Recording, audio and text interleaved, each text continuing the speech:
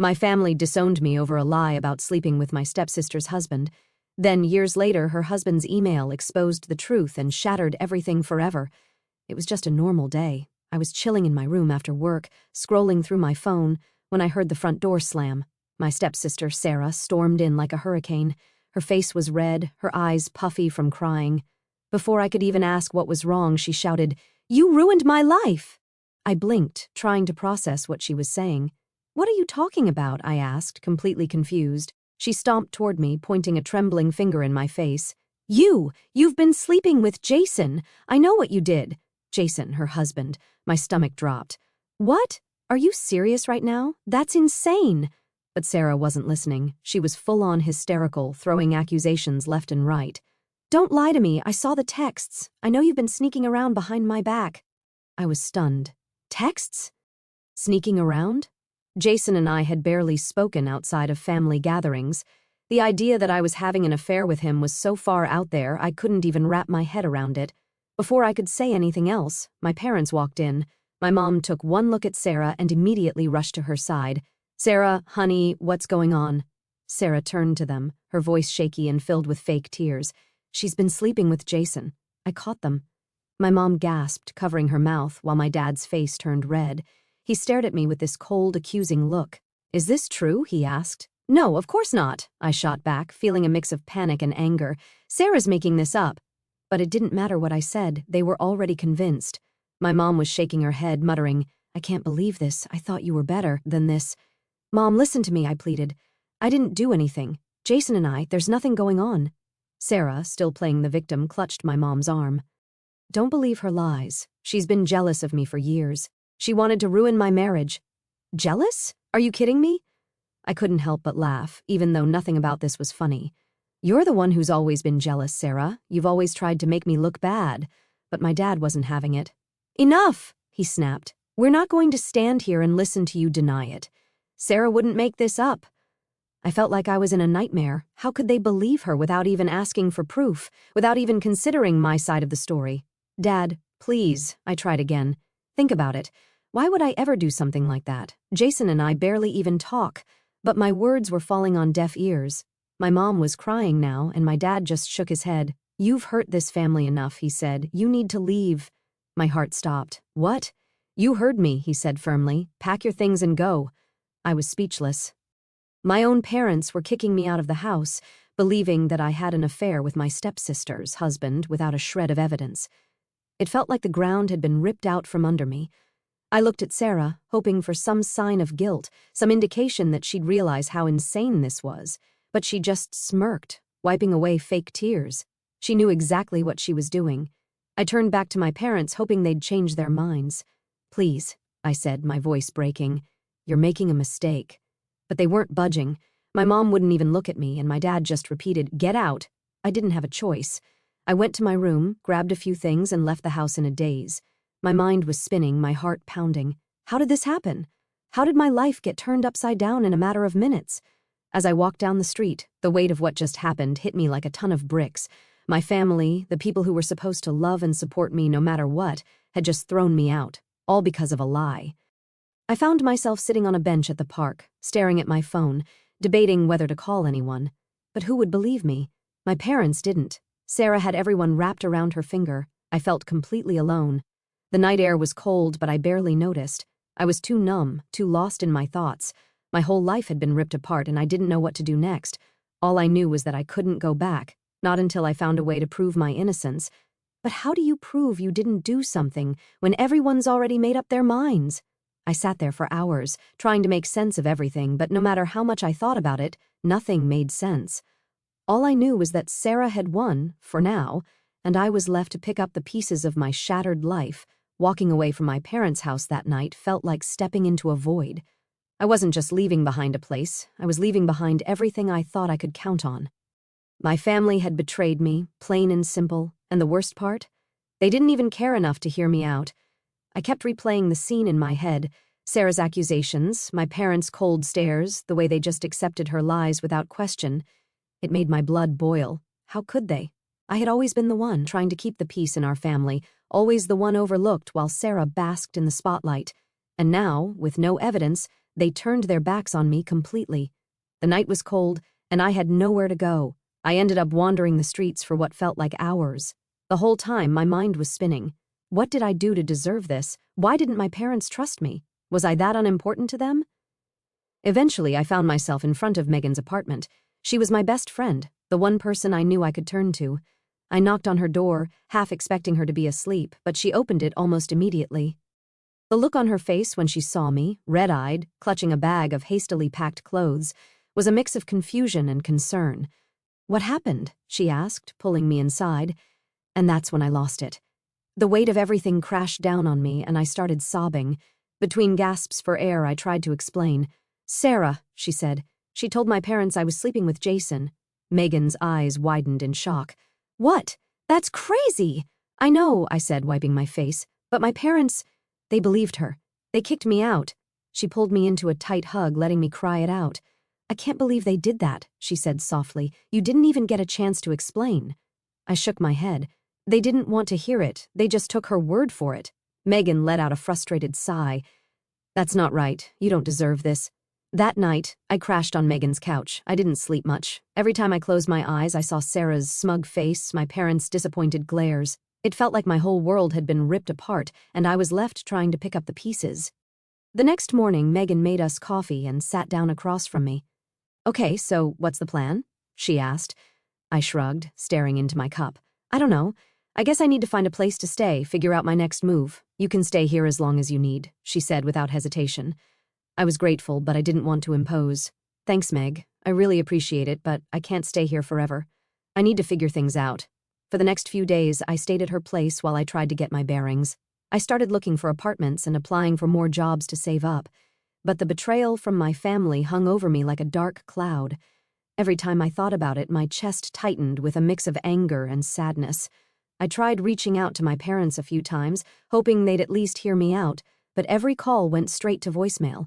When I texted them, I got no response. It was like I didn't exist to them anymore, and that hurt more than anything.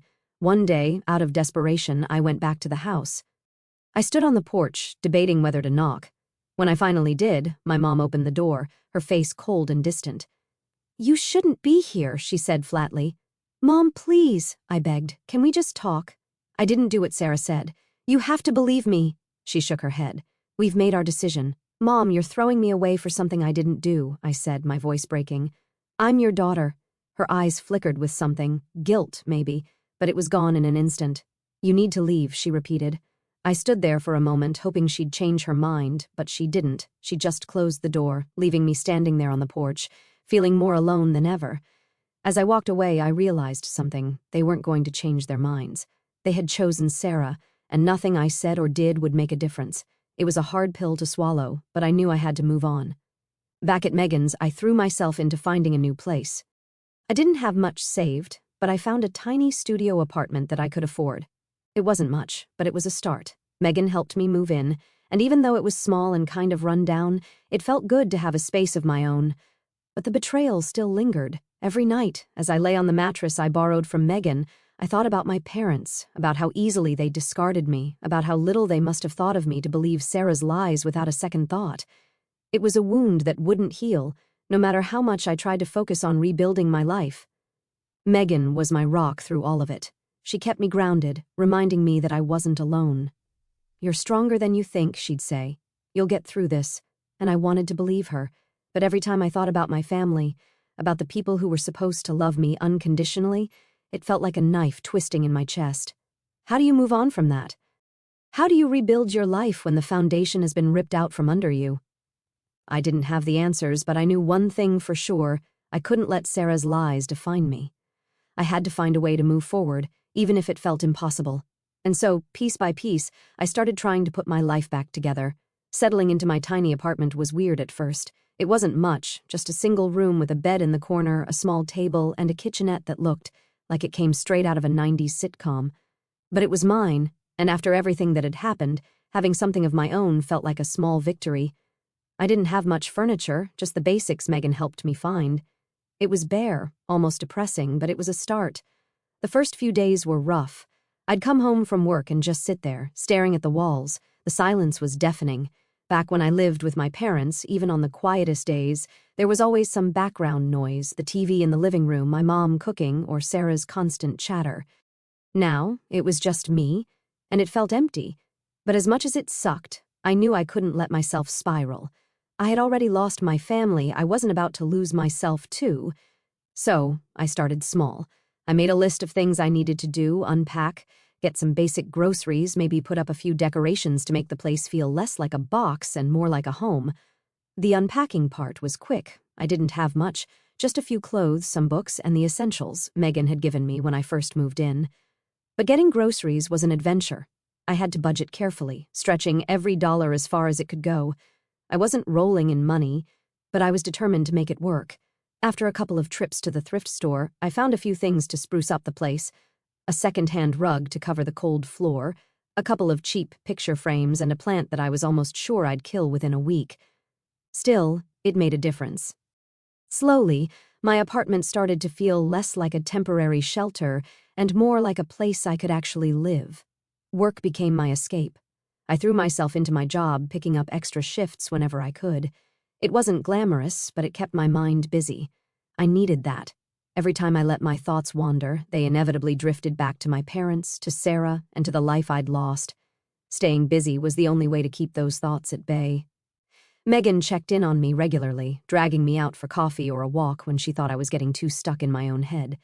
"You need to take a break," she'd say, forcing a cup of overpriced coffee into my hands. And honestly, those moments helped. It was a reminder that I wasn't completely alone, even if my family had abandoned me. One weekend, Megan convinced me to join her at a local farmer's market. It was one of those sunny days where the weather was too perfect to stay inside, and even though I wasn't in the mood, I went along. As we wandered through the stalls, something shifted. For the first time in weeks, I felt a tiny spark of happiness. It wasn't much, just a flicker, but it was there. We spent the afternoon laughing, talking about everything except the mess that had become my life. It was a break from the constant weight I carried around, and I realized how much I needed that. By the time we left, I felt lighter, not completely okay, but better. That night, as I sat in my apartment, looking at the small bouquet of flowers I'd impulsively bought at the market, I realized something. I was starting to rebuild. It wasn't a dramatic change, and it definitely wasn't fast, but little by little I was picking up the pieces. The days turned into weeks, and the numbness I'd felt when I first moved in began to fade. I started to establish a routine: wake up, go to work, come home, take care of the apartment, and repeat. It wasn't exciting, but it was steady, and for the first time in a long while, I felt like I had some control over my life. One night, I decided to tackle a project I'd been avoiding: decorating the walls. It sounds silly, but putting up those old photos and a few posters I liked made a huge difference. It was like I was claiming the space as my own. Each picture, each small decoration was a reminder that this was my life now. Not the life I thought I'd have, but the one I was building. There were still hard days, though, days where I'd wake up and feel the weight of everything pressing down on me. On those days, it was a struggle just to get out of bed. But I kept pushing forward, reminding myself that this was temporary. I wasn't going to be stuck in that dark place forever.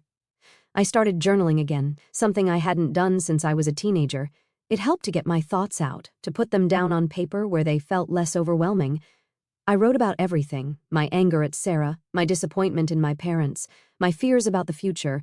It wasn't a magic cure, but it helped me process everything in a way that felt manageable. One entry stands out even now. I don't know what tomorrow holds, but I'm still here.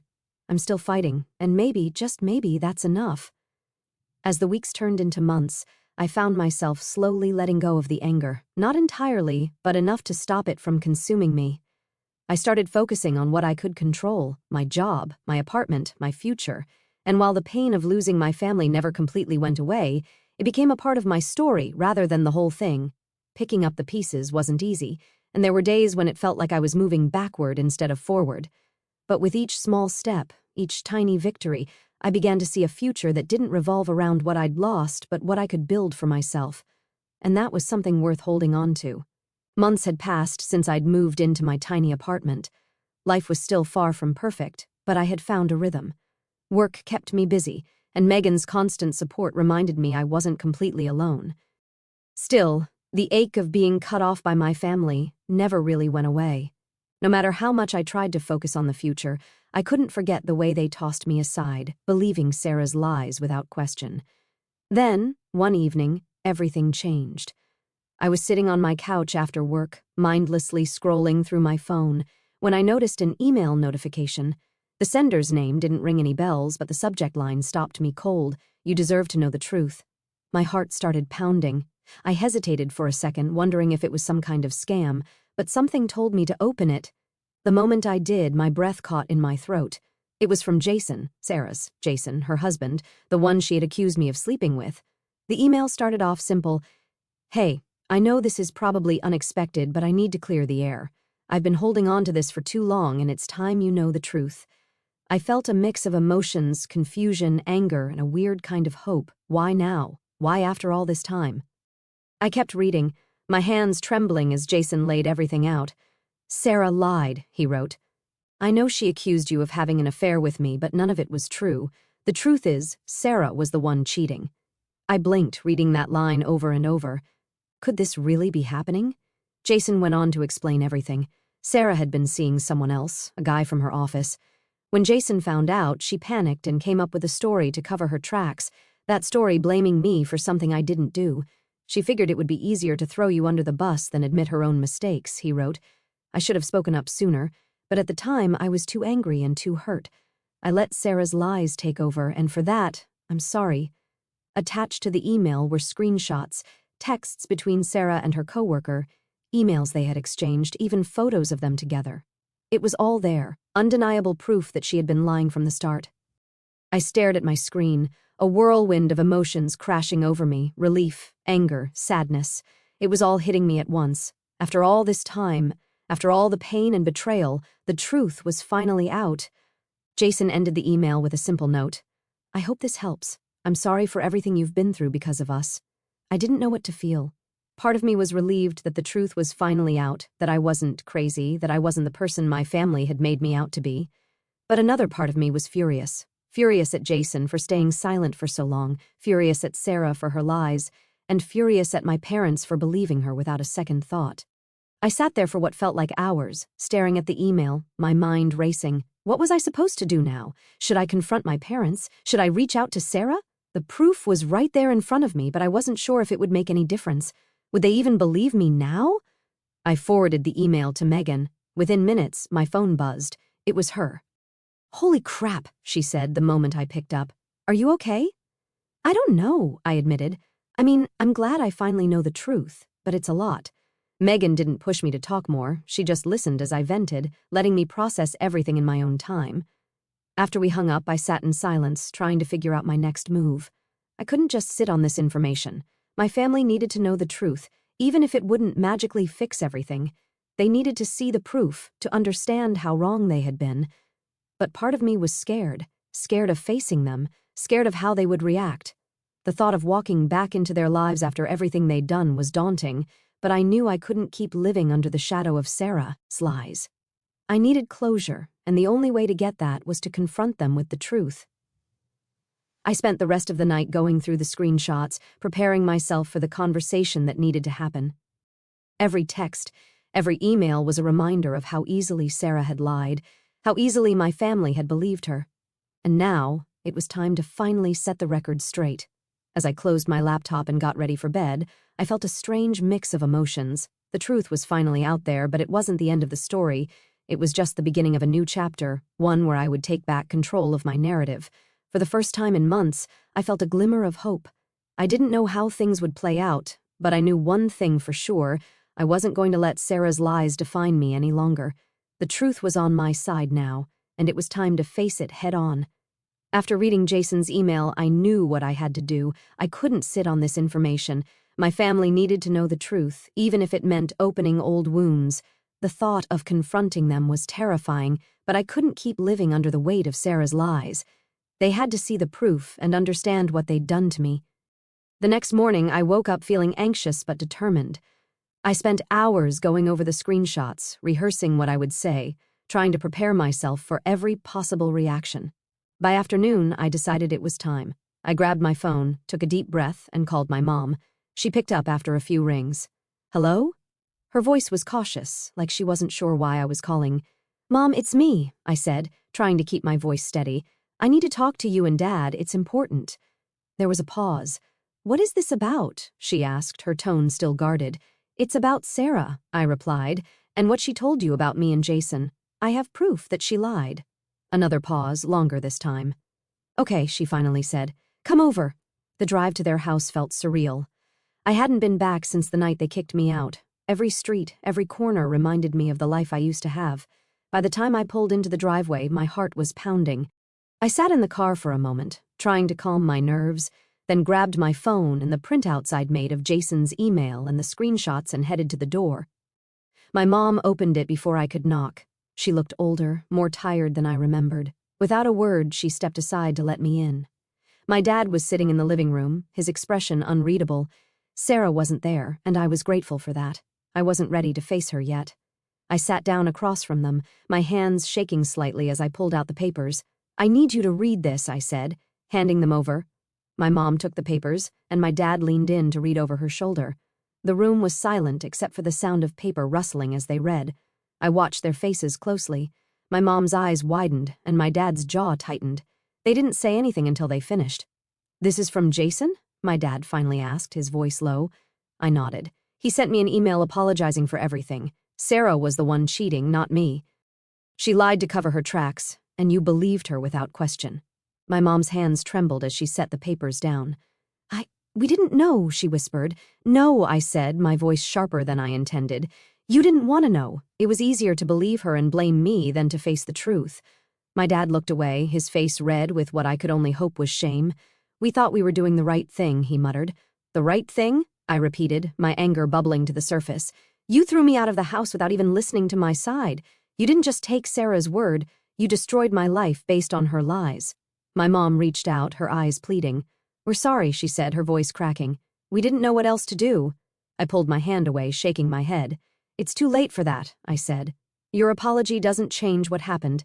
I lost everything because of you, my home, my family, my peace of mind. We want to make it right, my dad said, his voice firm but soft. We know we made a mistake.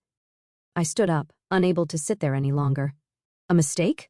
I said, my voice rising. This wasn't just a mistake. You chose to believe a lie and threw me away like I didn't matter, and now you want to make it right? They didn't have an answer. My mom just sat there, tears streaming down her face while my dad stared at the floor. I'm not here to make you feel better, I said, my voice trembling with emotion. I'm here because I needed you to know the truth. I needed you to see the damage you caused. We know, my mom whispered. We know we hurt you. I took a deep breath, trying to steady myself. I don't know if I can ever forgive you, I admitted, but at least now you know the truth. With that, I turned and walked out of the house. My heart was pounding, my hands shaking, but I felt a strange sense of relief.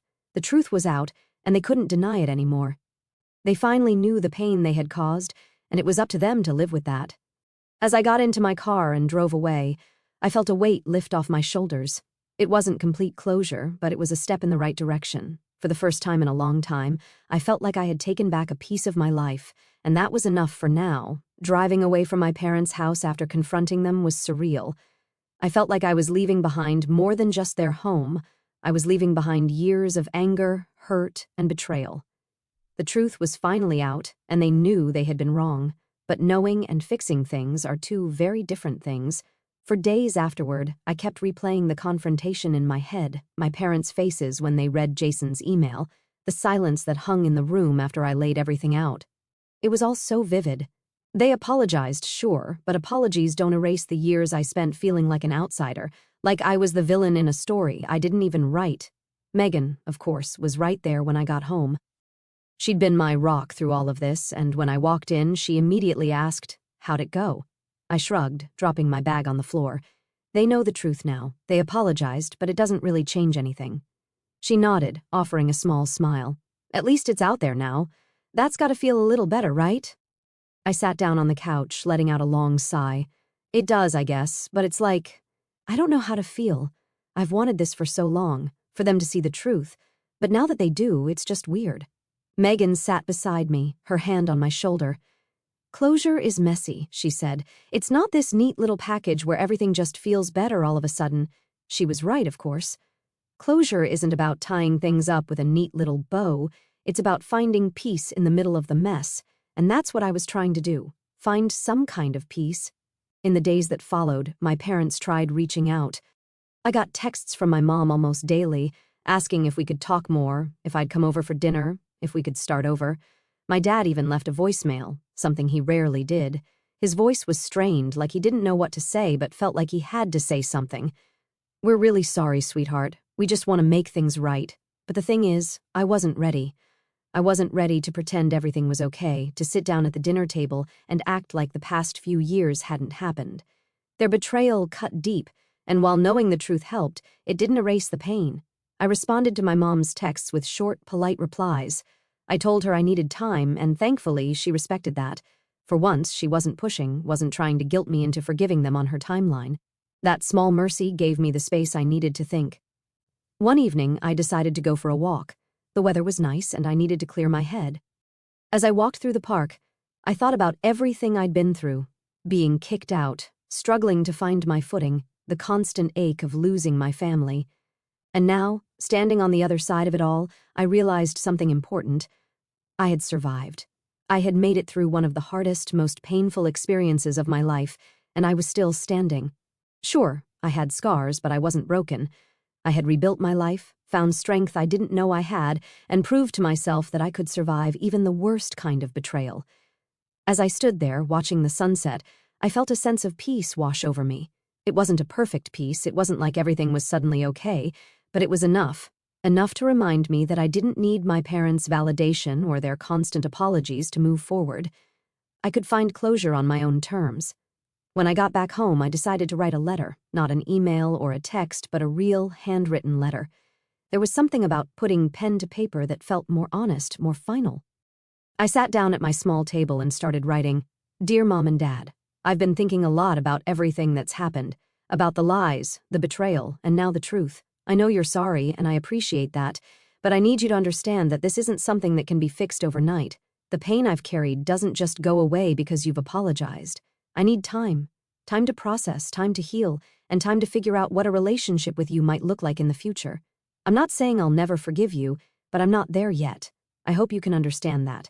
For now, I need space. I need to focus on myself and my life. Please respect that. When I'm ready, I'll reach out. Until then, take care. Love, your name." Writing that letter felt like a weight had been lifted. It wasn't about cutting them off forever. It was about setting boundaries and taking control of my healing process. I slipped the letter into an envelope, addressed it, and mailed it the next day. After that, I didn't hear from them for a while. They respected my request for space, and for the first time in a long time, I felt like I could breathe. Update: after the confrontation with my parents, I thought that was it. I had said my piece, and I figured life would move on slowly but surely. But as it turns out, karma had other plans for Sarah, and honestly, I can't say I felt bad about it. It started small. A few weeks after I walked out of my parents' house, I got a call from Megan. "You won't believe what I just heard," she said, barely able to contain her excitement. "What's up?" I asked, curious. "Apparently, Sarah's social circle is starting to crumble," Megan said. "One of my coworkers knows her from some mutual friends, and word's getting around about what she did." I felt a small spark of satisfaction. What exactly are they saying? They're talking about how she cheated on Jason and then blamed you for it. People are starting to see through her lies. I couldn't help but smile. It seemed like people were finally seeing the real Sarah. Over the next few weeks, more and more stories started trickling in. Megan would fill me in on the gossip she heard, and it was clear Sarah's reputation was taking a hit. Friends who once admired her were now keeping their distance. People who used to hang out with her regularly stopped inviting her to events. It was like she was being slowly cut off from the social world she once ruled. Then came the news I didn't expect. One evening, my phone buzzed, and it was a text from my mom. "We need to talk. Can you come over?" I debated whether to respond, but curiosity got the better of me. When I arrived at their house, my mom looked worn out, like she hadn't slept in days. My dad was sitting in the living room, his expression as hard as ever. "We kicked Sarah out," my mom said, getting straight to the point. I blinked, taken aback. "What? Why?" "She's been causing more problems than we can handle," my dad said, his voice gruff. "After everything came out about her lies, she's been lashing out at us, blaming us for her mess. We've had enough." I wasn't sure how to feel. Part of me was glad they were finally seeing what I'd known all along.